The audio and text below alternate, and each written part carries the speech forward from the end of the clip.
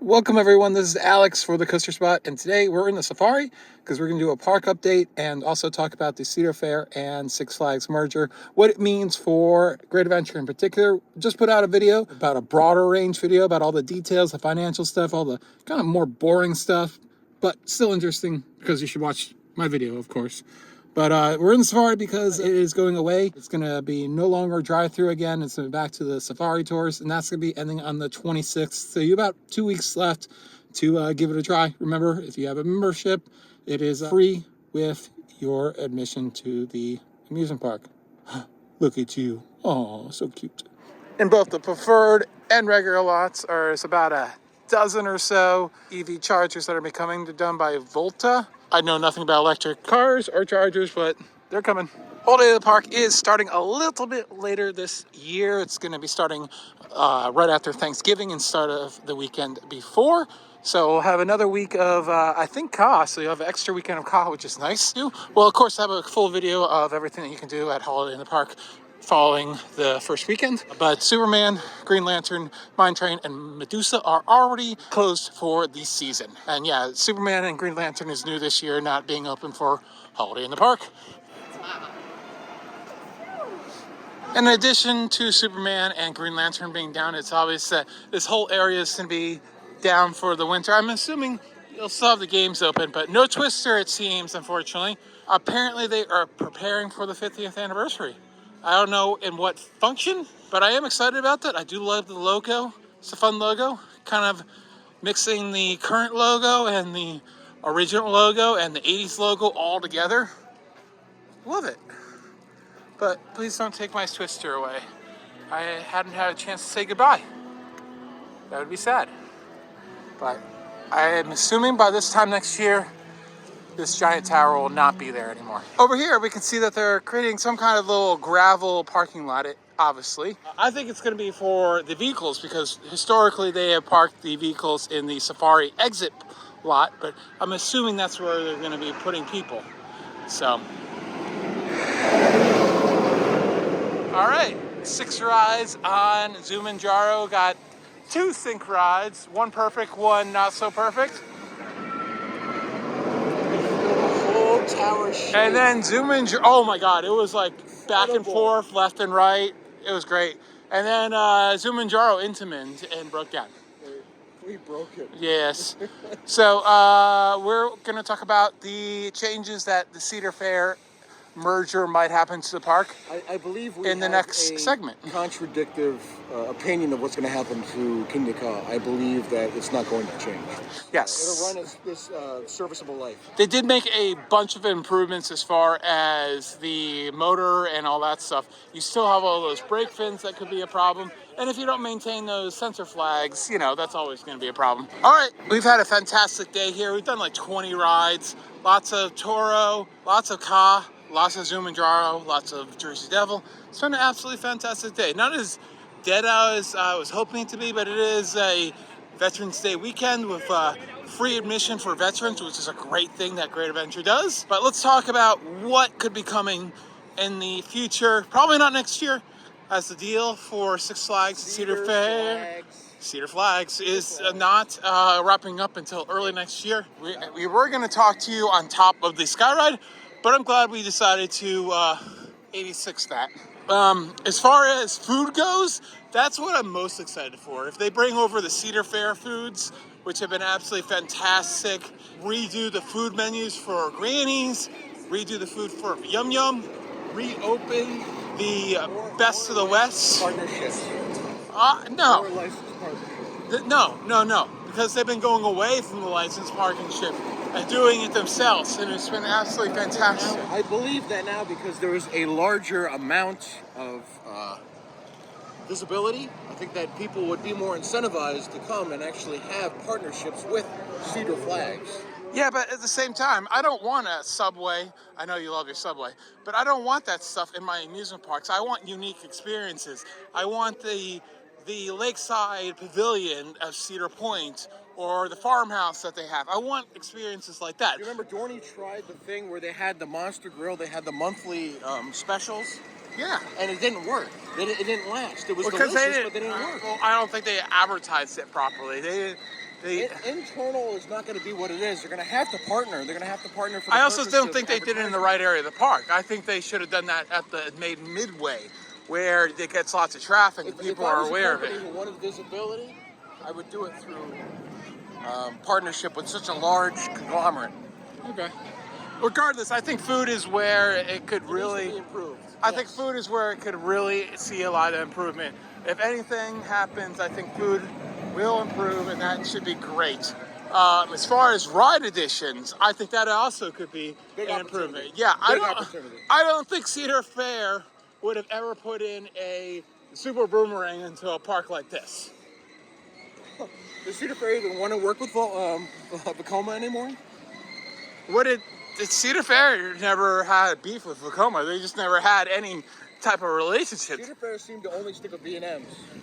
Yeah, I think the last time they built a Vekoma was Boomerang with Worlds of Fun in the late 90s.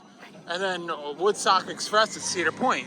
Oh, that's right, yeah. Yeah, so they really haven't had much of a relationship. But, I mean, imagine, Jeff, for a minute here. If you don't know, you don't see it, but if you didn't know, they demolished the stage at Northern Star Arena. Imagine if they had a loading station and you had a Giga that wrapped its way around the island of the log flume all the way to Joker and further. Imagine if you had a Giga. A Giga would be wonderful. I'm still all for the access. I think this park absolutely needs an access. Yeah, but just imagine a Giga all the way from Well, there to who- here. Who's Giga? B&M. Giga? Yeah, Of yeah. course. Yeah, I Maybe mean, an intimate Giga. we need 6 B&Ms here. You have too many B&Ms. 5 is the only thing I will take from B&M here.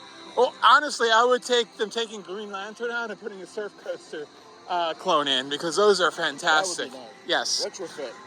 As we talk about it, since we're here, what we will not see probably is an increase in live entertainment. I thought about that because Cedar Fair does have a very strong live entertainment area. No, they don't. Yes, they do. No, they Cedar don't. Point has their own live entertainment facility. Yeah, It's but all- other parks not so much though. They're not really about that stuff. Look at Dorney, Six it's like Flags weak. does it, but it's weaker than Cedar Fair. Flags is weaker than Cedar Fair. But what regardless I'm saying, I don't think you'll see any increase. It doesn't seem like they're going to have a holiday show this year for Holiday in the Park, which is It's a lost opportunity. that's messed up. That is always very popular. It seems like it's missing on the website. Maybe I've edited this out and you've heard nothing. But The whole idea is the leveraging of the strengths between the two companies. What are the strengths of each company? yeah, the main reason they did this, now I said we wouldn't get into the financials, but they both had to take a lot of debt out Huge debt. during COVID. And for them to join together protects them both because they have a lot of properties that are running near wide and also different regions. So if one region is having a major storm and is down for a week with like closed stuff, like You're able to level load between the facilities, and you're also able to leverage the fact that they have a lot of investment opportunities. yeah. The ability to invest highly, and plus other companies are going to want to work with this kind of conglomerate. So there's opportunities for new companies to come in. Yeah. New opportunities. You see this golden hour, by the way? Sorry. Oh yeah. But yeah. So I don't know. As far as Great Adventure goes, though, I feel like I think it's only going to be positive. One thing that I think we will definitely see a lot of improvements is the park itself. This park has some really nice areas, but a lot of even the nice areas are very rough around the edges. Haven't received the love and care that they A lot needed. Of dead area.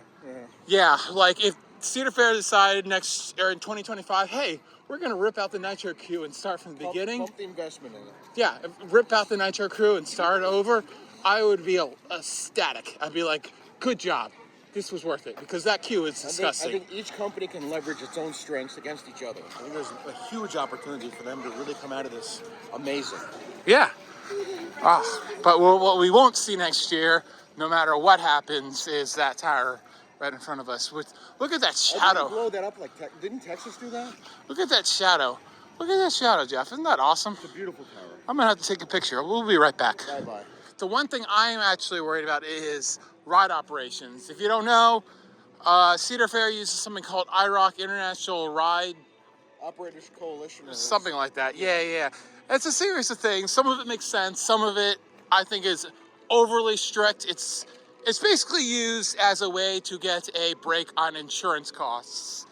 And yeah, that's great. But guest experience is also something that's great, and you need to justify the two. The whole idea is that both companies have their own strengths, and the idea of leveraging between the companies. Which company do you think right now has better operations? Six Flags, easily. Questionable. Yeah. It depends on the Six Flags. It's a very... Which park?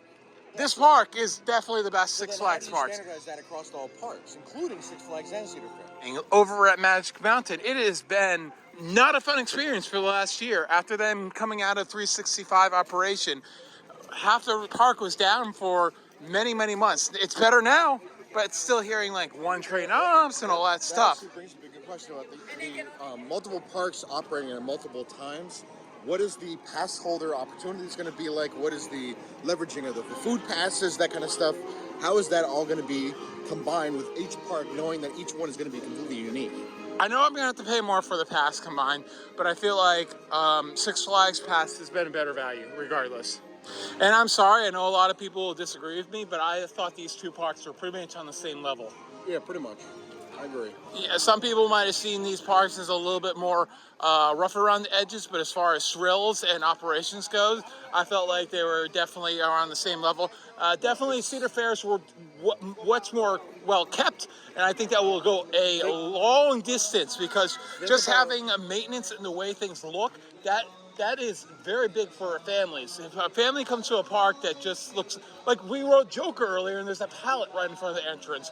Why was there a pallet in front of the entrance? That makes no sense. That's someone not giving a crap about their job. This was almost like an organic way of both parks coming together. They really had no choice because how many years did they talk about selling to each other?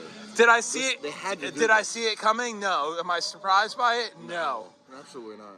Do I like it? I don't know. We have to see. Time will tell. Change can be scary, but, Yeah, but I think there's opportunity. I think that if they utilize the opportunity correctly, I think it'll come out of this being incredible for all parks involved. yeah, and I think the nice thing is though, as far as hopefully they double their investments though across the parks and not just do the same Yeah, investments. but they're also going to double their revenue as well. I think there's Yeah, yeah. revenue I'm just saying, if opportunity, yes. Cedar Fair keeps the same amount of projects they were doing before, that's not going to be good for the parks because, like the smaller parks, you have to yeah. investigate ROI. There's no option. Yeah, yeah. But as far as this park goes, I can only see better. I think this park will actually be one of the better ones. Some of the smaller Six Flags, some of the smaller Cedar Fairs, they might be in a Actually, world of... It's probably going to help them because Well, that before is they why had a we smaller that is pool why to we pull didn't from. see El Toro going for a minute. There it goes, single train operation. Oh, it's down. Yeah, that's that's- a train. Yeah. But we're gonna go get a locker, get on this thing as soon as it opens, because you haven't been on it in over 2 years. But look at that cotton candy sunset. Yes. Gorgeous. Gorgeous. Love it. The only thing I'm worried about is the holiday operations and if That still remains to be seen. There is some kind of differences between the two different Yeah, parks as to it's- how they think about. let's but be honest, Six Flags didn't give a crap about weather or coldness or all that stuff. So that I'm worried about. They had a lot more ability to, I guess, weather things that were concerning, like when it came to risks involved in different operations. Cedar Fair is Cedar always Point's too Cedar safe. Fair has always been Very so safe, safe.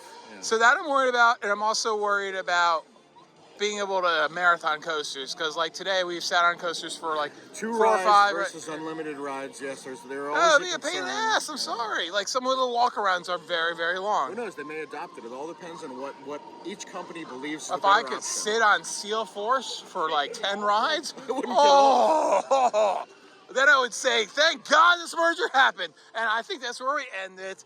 Thank you so much for watching. This has been Alex. We were back for Holiday in the Park in a week. Give you an ultimate guide to everything you can do at the park this year and all the shows and all the rides and all that stuff. But thanks for watching. This has been Alex And Jeff. for the Coaster Spot. Like, comment, and subscribe. And yeah, we have lots of holiday content coming up and lots of retro content, throwback vlogs, and the Europe trip will be starting up in December. So look for those.